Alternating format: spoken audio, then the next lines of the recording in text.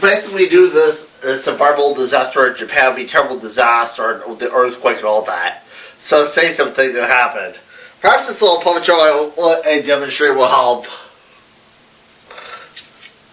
I am Russell. Woe is me, for I can't help with all these things I imagine. All across the earth.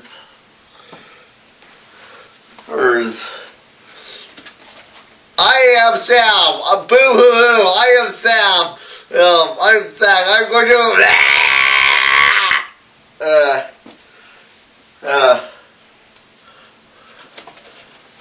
I am Robbie. I am also Sam. I'm going to... Oh, the sugar on the bar, the jelly on the bar, the twilight and the snake! Wait for them! Wait for their sorrow! Right, it's true my psyche has come unglued and all that. Especially I have to deal with this, all these things. Especially I have to deal with. You're right, we must bathe. For our good health, good hygiene is all worth it.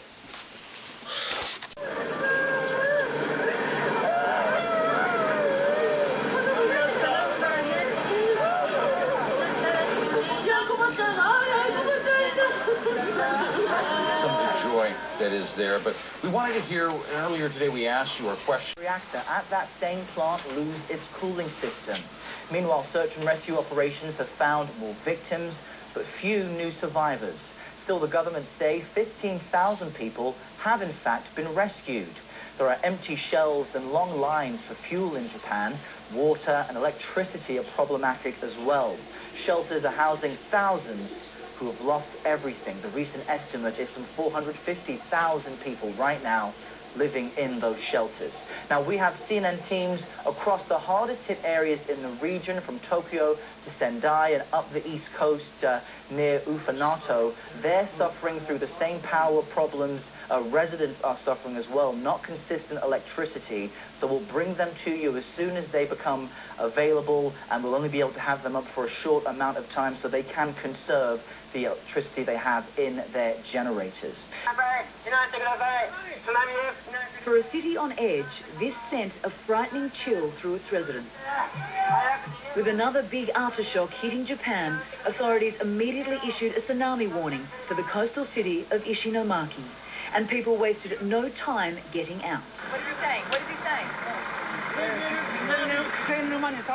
He said a 3-meter wave was coming. It was only days ago that their homes were devoured by the monster tsunami, the 10-meter wall of water collecting everything in its path.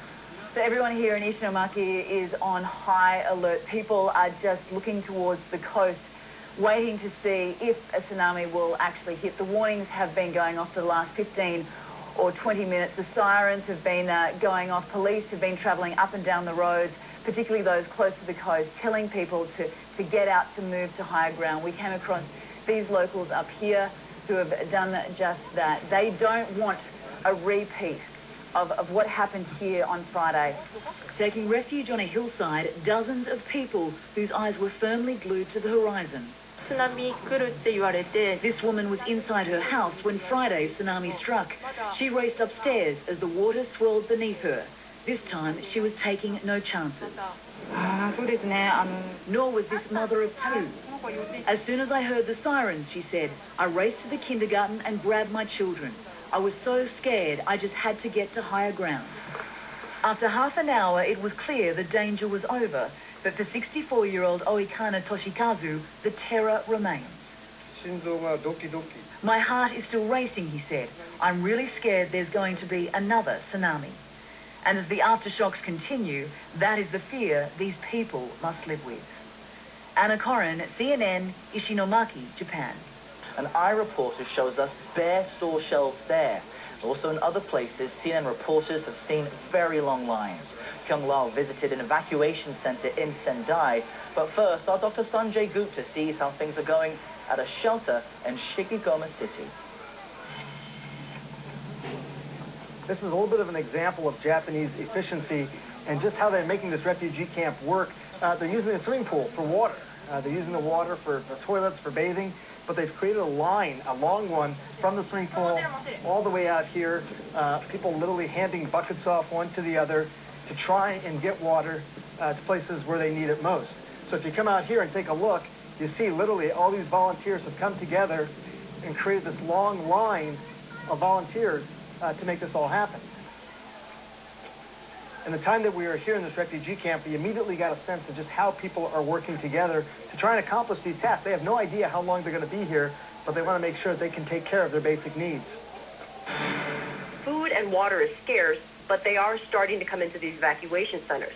If you go, for the people who actually live in the city where there is no power and water or hot water, they have to stand in line at some of the stores. Some of the stores are selling some food and water, dry foods and water, but they're limiting how much you can buy. You can buy maybe a couple bottles of water and rice, or you can buy some potato chips and some water.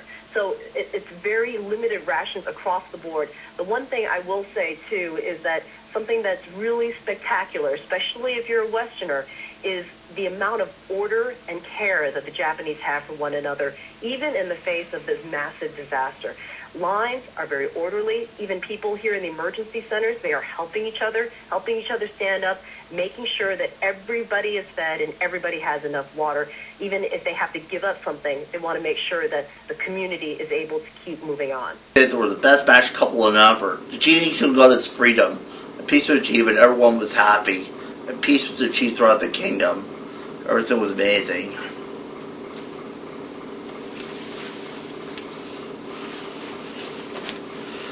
And it's amazing what happens when two hearts meet and love some things. Ooh la la, the things you do for love. This is another Harris Puppet Show over and out. Oh, Ted Harris over and out.